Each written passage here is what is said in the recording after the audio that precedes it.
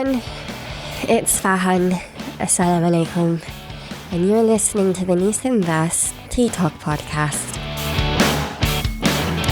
Hope everybody's feeling good. Ready to start your Friday. Alhamdulillah, it's Jummah today. And we're here to recreate in podcast form what happened earlier this year at my local mosque sister circle, where a few of us got together and we were able to talk all things personal finance, whether it had to do with pensions, budgeting, halal investments. We covered all of it. And at the end of the session, I asked my sisters to leave me with what further questions that they had, so that I could cover the same here with you in podcast form. So thanks so much for joining me, and let's get started. So the question this week asks more detailed breakdown of pensions.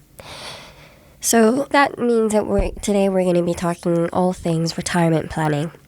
Now, I hope that by the end of this episode, we get to the point where we feel that thinking about retirement is actually something that is better to do earlier on in your career. While it's always, better late than never, the way that retirement planning works today is very much something that is squarely our responsibilities as employees. And the reason I say this is that these changes have happened in quite recent memory. It's the way retirement plans have changed progressively over the last 50 years. And in doing so, what's happened is that before it used to be that your employer had more of the risk of ensuring that people receive their retirement income. And now it's switched over to where it's now the employee's responsibility that while they're working, they think about putting money away into retirement. And so before I get into any further, I'm going to discuss two terms that are useful to bear in mind. So in the past, most pension plans used to be defined benefit plans, whilst now most plans are what's called defined contribution. And so the difference is that in the past, how much you'd receive in retirement used to be a factor of just three things. So first would be what your income was while you were working, so your basic pay. Second, it would be how long you stayed at that company. And third, it would be a fraction. So that fraction is called an accrual rate. So the way that it would work is that based on how long you worked, what your income was, and the percentage accrual rate that the company applies to their pension scheme. Instead, what we've gotten to now is a defined contribution system, where effectively the only number that matters is the percentage that you choose to contribute yourself into your pension whilst you're working. It's as simple as that. I ask myself, so how is it that it could be that we could go from one to the other so quickly? But in reality is that these changes have happened very slowly, super gradually. Defined benefit systems started to become less generous. They started to be closed off to new members, etc., etc. And then the onus started to become more on employees to be the ones in control of how much they saved for retirement.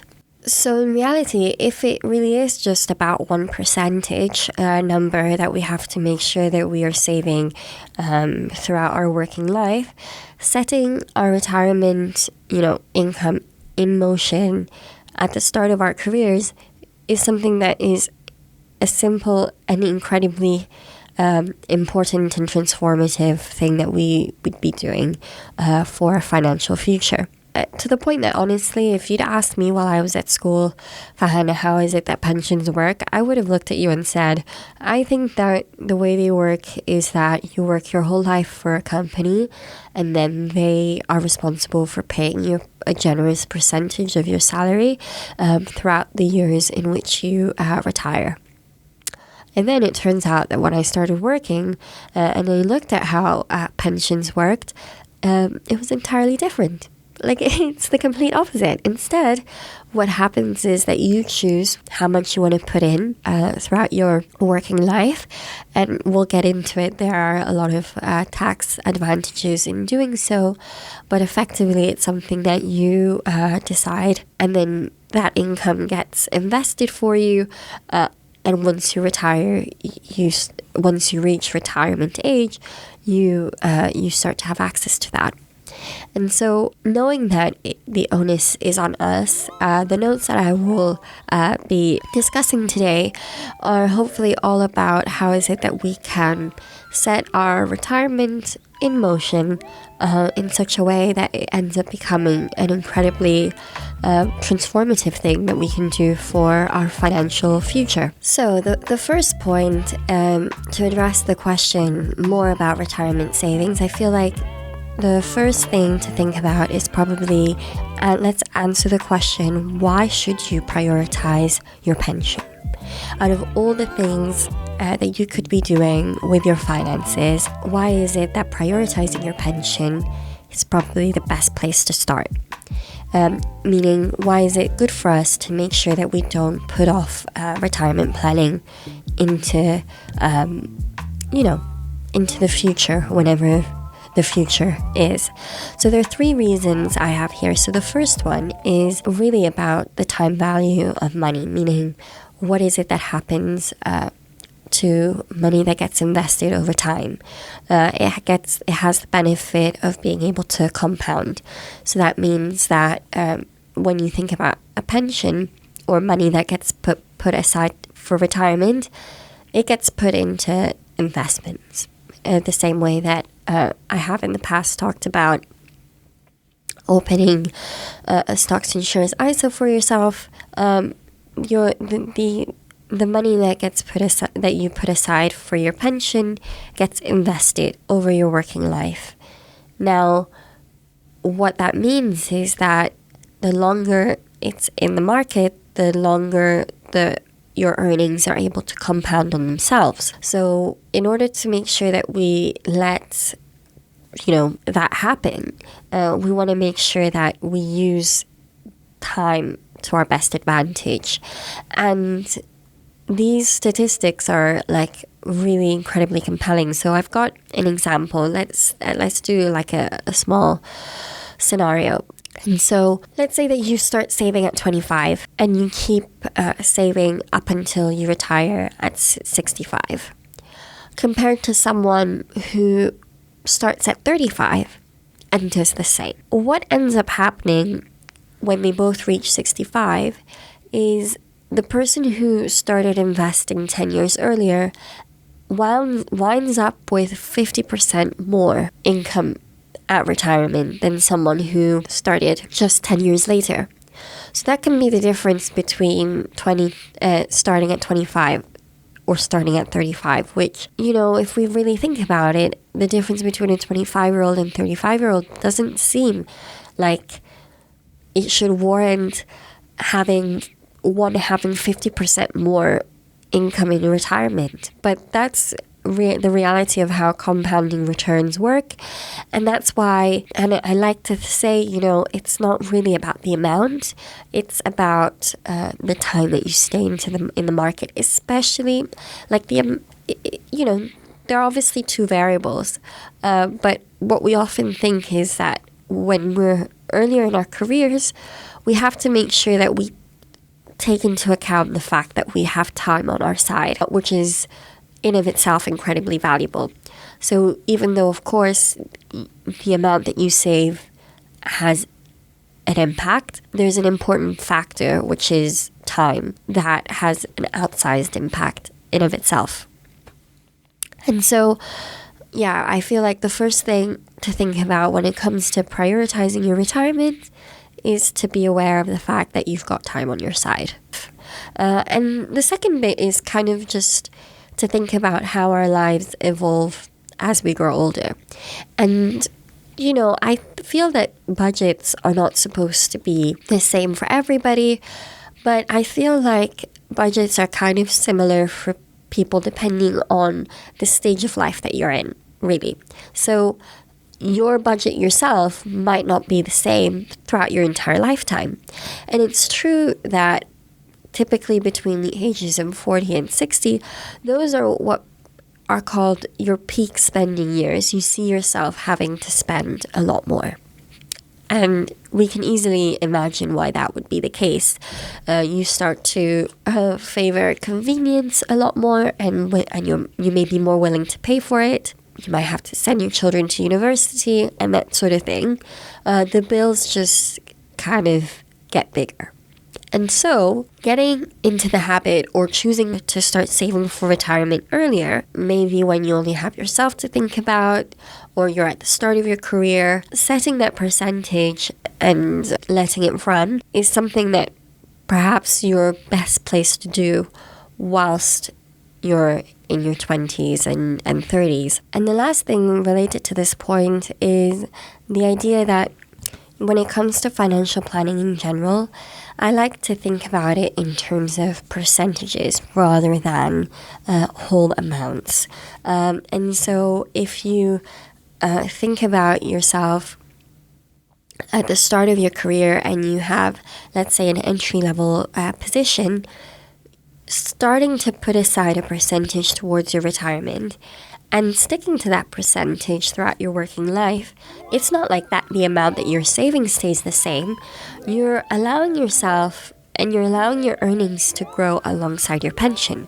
Because as we work, we can expect to receive raises and more raises. And with that, your pension also is able to grow with you. So that was all about why we should prioritize our pension. And so let's say that we're convinced, yes, I'm committed to saving more while I'm young. The second point might be, why should I invest in a pension instead of somewhere else?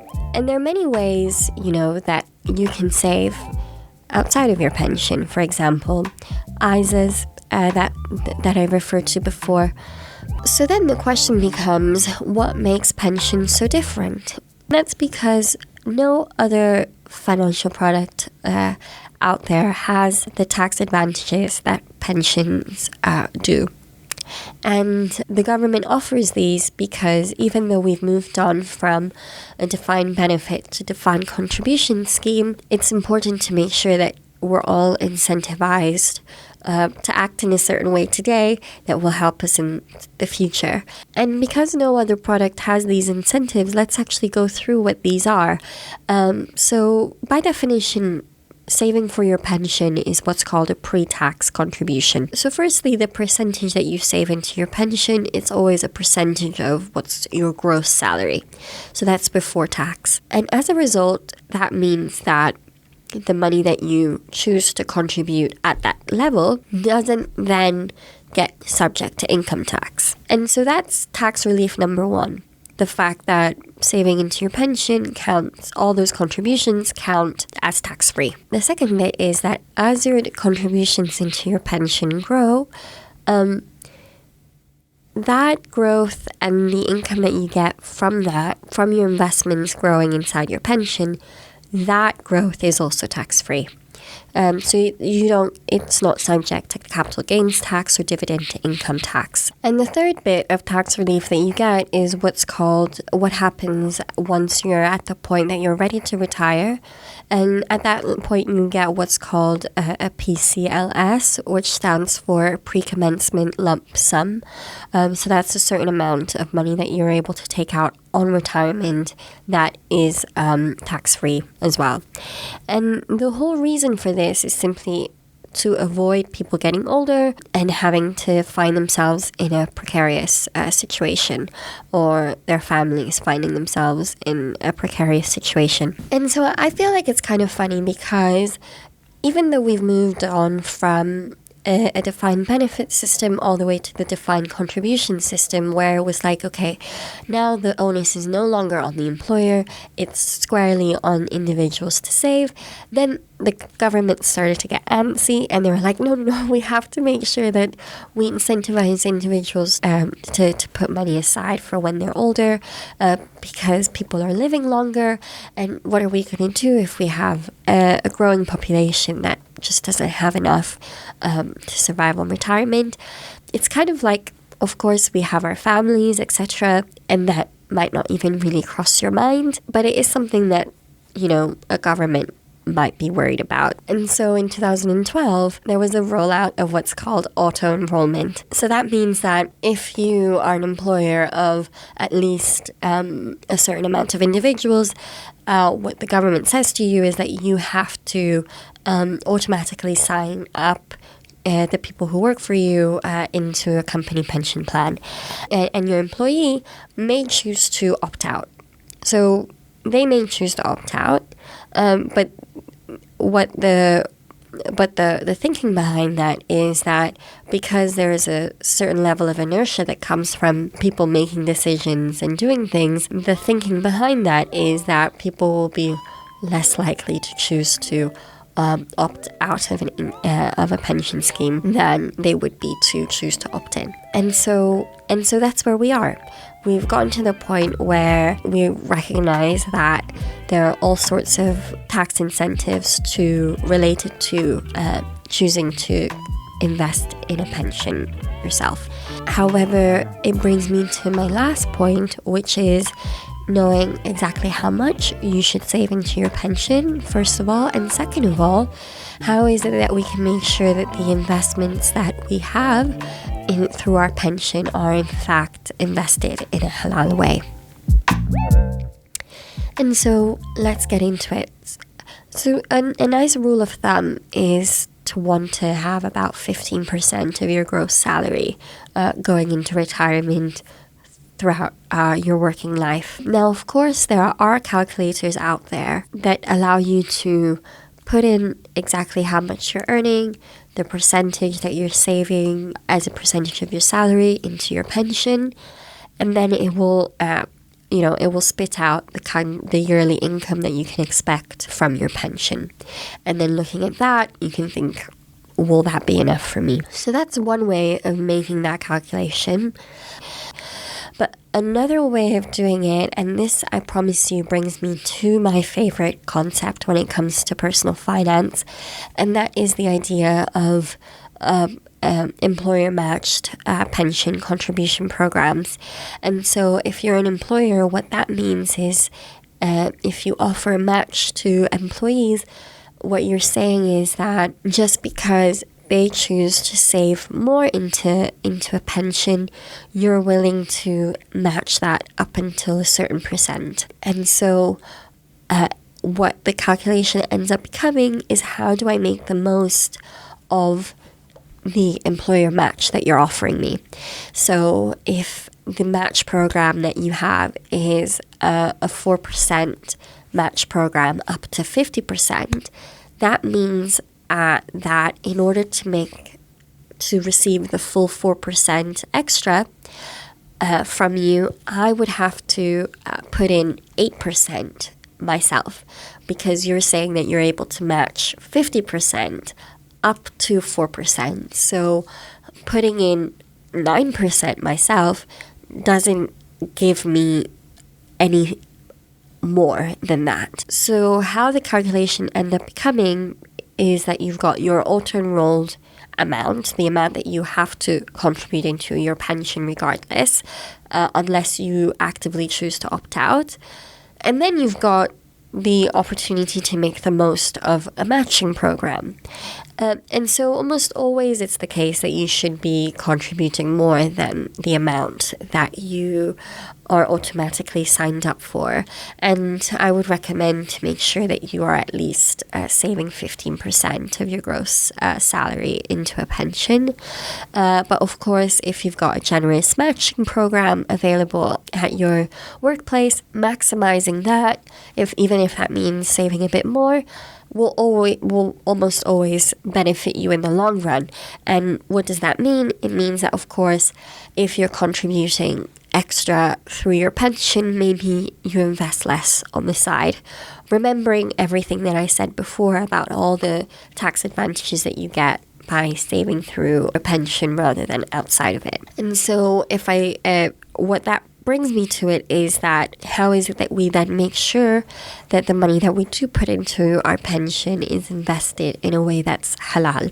Now, I ran into an article on Islamic Finance Guru that was super helpful in this regard, because it gave like a step-by-step process of how to make sure that the pension that that the fund that you're investing in through your employer pension is in fact one that is a Sharia compliant fund. Now, because most of the large pension providers do offer Sharia compliant funds, so it really, and this might sound like a tall order, but it really is as simple as trying to log on to your pension provider's account.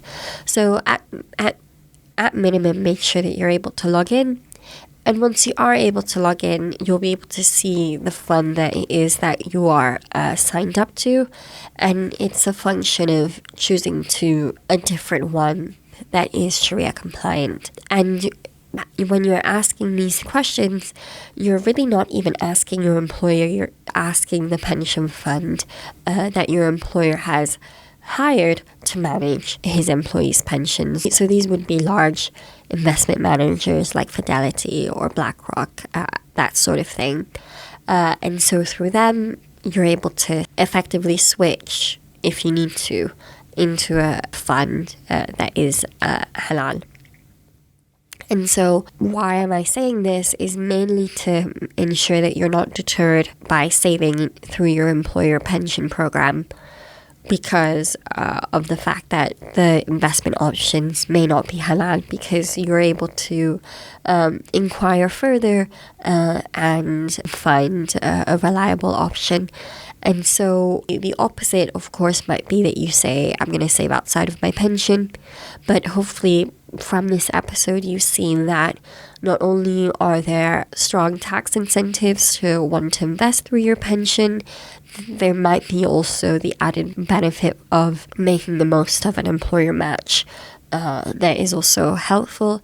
And generally, employer pensions tend to be also more cost-effective way of investing in terms of fees, etc. And so really the exercise in the end when it comes to investing for retirement is trying to picture what our retirement might look like. And there are all sorts of experiments that people have done on, and I'm sure there have been many PhDs written about retirement savings and how is it that people can be incentivized to care about their pension more now that we're in the age of a defined contribution schemes. And my favorite one was this experiment that was done where they put glasses on people, like VR headsets, where what they saw was a reflection of them, but in aged, so that they were all old, etc. And then they asked them about their pension, and suddenly they were more interested to have a look and check what's happening there. So yeah, I think that would have worked on me, I would say. I think one thing that's definitely helped me think about my pension at the age that I am is the idea that in every season of life, you're going to have different responsibilities. And so it's nice to embrace the ones that you have at the stage that you are. And I feel that if you're in your 20s and your 30s, probably one of the most transformative things that you can do is think about how you can make the most of putting money aside for the very long term, and that the best place to start with that regard is through your pension, and on top of that to be aware that you can do so in a religiously compliant way, and that there are halal options to do exactly that and still benefit from all of the incentives that are built into retirement planning that are effectively there to encourage humans to think more about their future.